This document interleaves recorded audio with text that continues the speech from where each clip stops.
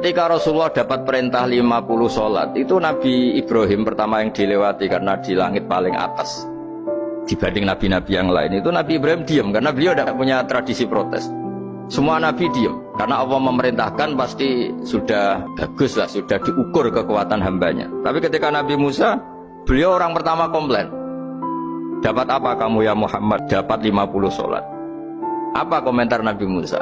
Umat saya lebih gagah-gagah, lebih keren-keren. Pernah saya uji itu tidak ada yang mampu, apalagi umat kamu. Maka kamu mintalah keringanan. Fas'alhu takhfif, kamu harus minta keringanan. Masyhur itu riwayat itu. Kemudian Nabi minta keringanan, sama Allah dipotong hanya 5. 5 masih 45, dipotong lagi 5 masih 40, sampai 9 kali pemotongan. Akhirnya jadi 5 sholat.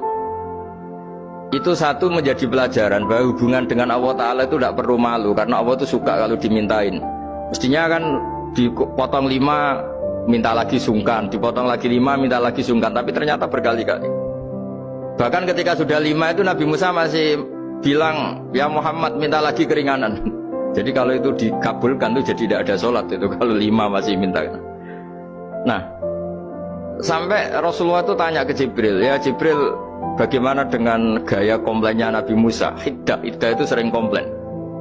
Jawabnya malaikat Jibril, ya roh hiddata, Allah tahu betul tentang komplainnya Musa dan Allah senang. Ya karena bawaan beliau begitu. Ini penting saya utarakan bahwa dalam Islam itu orang yang lemah lembut, yang samahah, Awwahun halim, kayak Nabi Ibrahim itu juga Allah suka. Yang suka komplain tapi demi hak, bukan demi konflik. Saya ulang lagi, demi hak bukan demi konflik, juga Allah suka. Itu kita menjadi dapat sholat yang hanya 5, itu barokahnya komplainnya Nabi Musa. Karena kita yang lemah ini diukur dengan umat beliau yang kuat, ternyata umat beliau tidak kuat. Barokahnya tidak kuat itu dipakai tolak ukur, apalagi umatmu ya Muhammad. Kemudian itu yang menjadikan Nabi sebagai orang yang sangat tawaduk, karena yang merintahkan itu senior. Meskipun kita tahu Nabi Muhammad itu Sayyidul Awwalin wal Akhirin, tapi secara lahir, secara jusmani beliau lahir paling belakang, dan secara lahir juga beliau Nabi paling terakhir. Jadi secara hukum adab beliau harus sopan. Tentu sopan itu jadi panutan kita, meskipun kita tahu hakikat beliau adalah Sayyidul Awwalin wal Akhirin secara hakikat.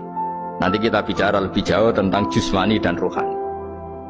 Nah akhirnya keturutan sampai 5 sholat yang kita lakukan sekarang itu barokahnya komplainnya Nabi Musa.